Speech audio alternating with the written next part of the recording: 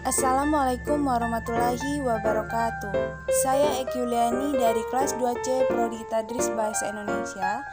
Di sini saya akan menyampaikan video pembelajaran tentang fonem bahasa Indonesia. Terima kasih saya ucapkan kepada Ibu Dina Putri Juni Astuti MPD sebagai dosen pengampu mata kuliah fonologi. Baiklah, di sini saya akan membahas tentang klasifikasi fonem bahasa Indonesia. A. Pengertian fonem bahasa Indonesia. Istilah fonem dapat didefinisikan sebagai satuan bahasa terkecil yang bersifat fungsional. Artinya, satuan fonem memiliki fungsi untuk membedakan makna. Varian fonem berdasarkan posisi dalam kata, misal fonem pertama pada kata makan dan makna secara fonetis berbeda. Jumlah fonem dalam bahasa Indonesia lebih dari 26. Maka dari itu, fonem perlu dibedakan dengan sistem ejaan atau ortografi atau grafem. Dalam tataran fonemik, bunyi-bunyi ditulis sesuai dengan satuan-satuan fonemis yang dapat membedakan makna. Selanjutnya, saya akan membahas tentang distribusi fonem bahasa Indonesia. Distribusi fonem adalah letak atau beradanya sebuah fonem di dalam satu satuan ujaran yang kita sebut kata atau morfem. Secara umum, fonem dapat berada pada awal posisi kata, di tengah, maupun di akhir kata. Secara khusus, fonem bisa berada pada ketiga posisi. Namun, bisa juga hanya berada pada posisi awal atau posisi akhir saja. Fonem vokal memang selalu dapat menduduki posisi pada semua tempat. Berkenaan dengan posisinya sebagai kenyaringan pada setiap silabel, sedangkan fonem konsonan tidak selalu demikian, mungkin hanya menduduki awal atau akhir, tapi mungkin saja hanya menduduki posisi awal. Fonem vokal 1. Vokal A dapat menduduki semua posisi, contohnya ambil, taat, dan harga. 2. Vokal I dapat menduduki semua posisi, contohnya indah, amin, dan tani. 3. Vokal E dapat menduduki semua posisi, contohnya enak, karet, dan sate. 4. Vokal Q dapat menduduki semua posisi, contohnya emas, lembut, koda. 5. Vokal U dapat menduduki semua posisi, contohnya udah, sambut, dan lagu. 6. Vokal O dapat menduduki semua posisi, contohnya oleh, belok, dan bakso. Fonem diftong 1. Diftong AU dapat menduduki posisi awal dan akhir, contohnya aula dan pulau. 2. Diftong AI hanya menduduki posisi akhir, contohnya pantai dan landai. Tidak bisa menduduki posisi awal dan posisi tengah. 3. Diftong OI hanya menduduki posisi akhir, contohnya sikoi dan amboy. 4. Diftong E juga hanya menduduki posisi akhir, contohnya survei. Fonem konsonan 1. Konsonan B dapat menduduki semua tempat seperti pada kata bambu, timbul, dan sebab. Namun, pada posisi akhir, sebagai koda, posisinya mendua, maksudnya dapat sebagai fonem B dan dapat pula sebagai fonem P. Di sini fonem B itu hilang kontrasnya dengan fonem P. Hal ini seperti lazimnya disebut arkifonem atau fonem B dan fonem P angkot dari arkrifonem. 2. Konsonan P dapat menduduki semua posisi, contohnya pikat, lipat, dan tutup. 3.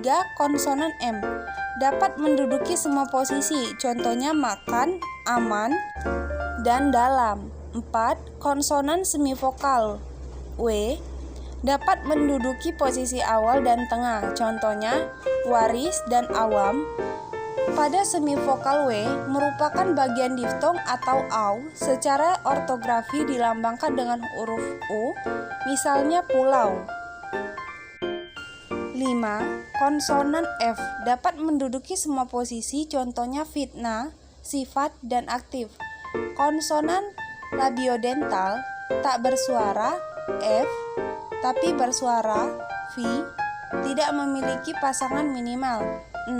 Konsonan D dapat menduduki semua posisi, contohnya dari adat dan abad.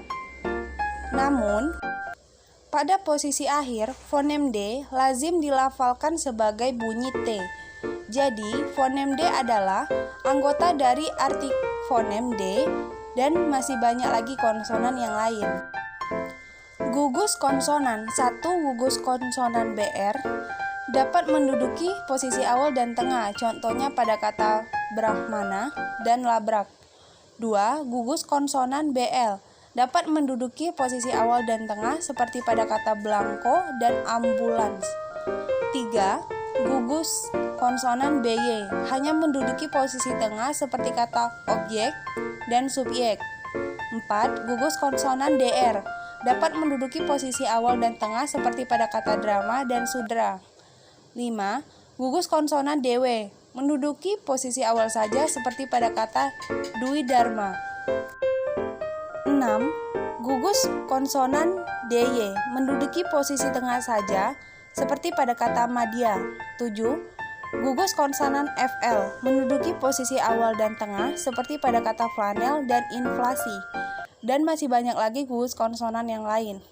Dari pembicaraan di atas mengenai distribusi fonem-fonem bahasa Indonesia, dapat ditarik kesimpulannya bahwa 1. Semua fonem vokal dapat berdistribusi pada semua posisi atau awal, tengah, dan akhir, kecuali vokal Q yang hanya berposisi pada awal tengah, tetapi tidak dapat pada posisi akhir. 2.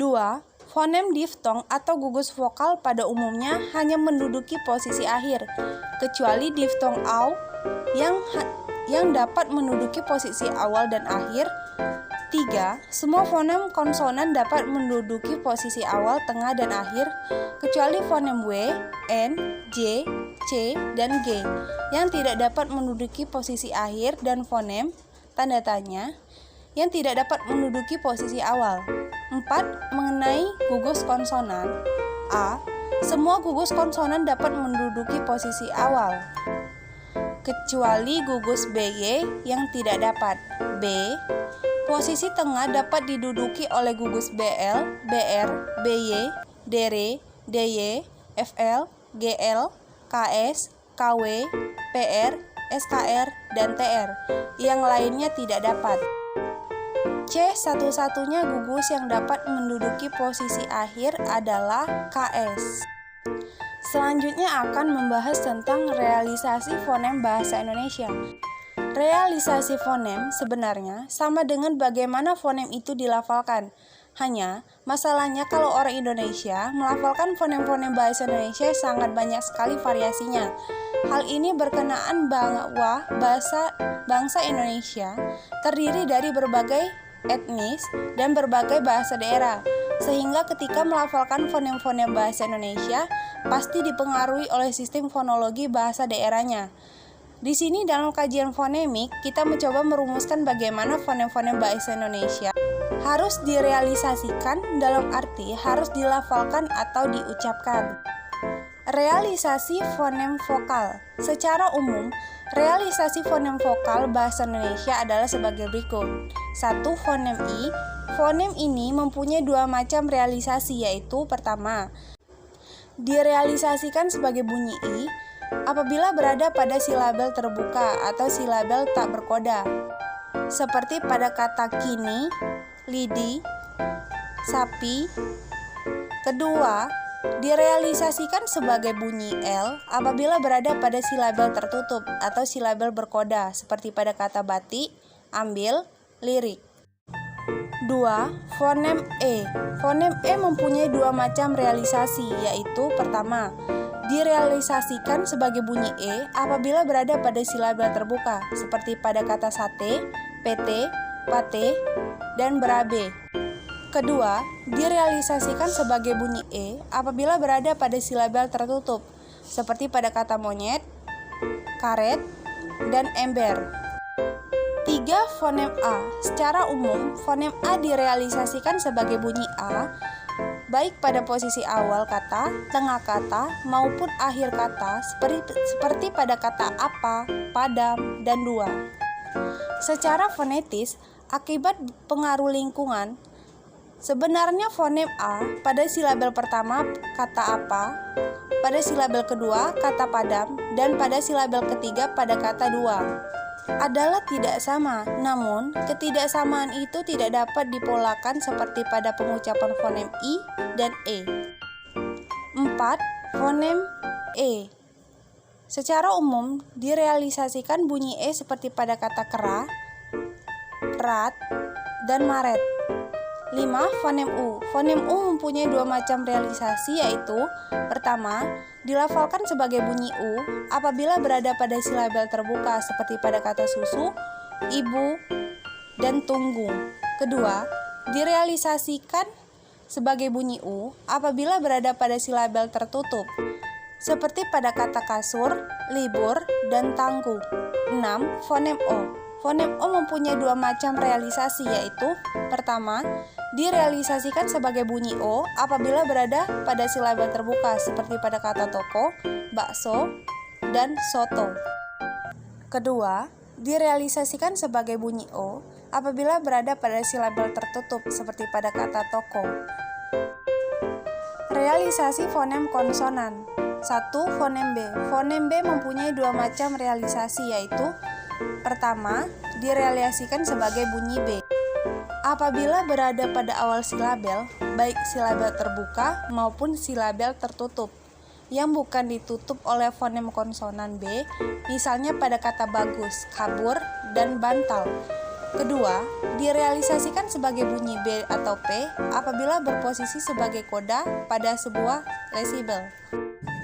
2. Fonem P. Direalisasikan sebagai bunyi P baik sebagai onset pada sebuah silabel maupun sebagai koda, misalnya papan, pukul, sampul. Namun, perlu dicatat fonem P pada kata awal bila diberi prefiks mi atau prefiks P akan dulu atau disenyawakan dengan bunyi nasal yang homorgan atau sealat ucap, misalnya mi ditambah pilih A, memilih, P ditambah pilih A, pemilih, me ditambah potong A, memotong, P ditambah potong A, pemotong. 3. Fonem N. Fonem ini secara umum direalisasikan sebagai bunyi N seperti pada kata nanas, pinang, dan iman. 4. Fonem W. Fonem ini secara umum direalisasikan sebagai bunyi W seperti pada kata waris, awan, bawal, dan wow. 5. Fonem F. Fonem ini secara umum direalisasikan sebagai bunyi F seperti pada kata kafe, aktif, kata sarapan asing yang secara ortografi ditulis dengan huruf seperti pada kata vitamin, variasi, dan rival. Juga dilafalkan seperti bunyi F. Jadi, lafal ketiga kata itu adalah vitamin, variasi, dan rival. Itulah tadi video pembelajaran tentang fonem bahasa Indonesia. Sekian, terima kasih. Wassalamualaikum warahmatullahi wabarakatuh.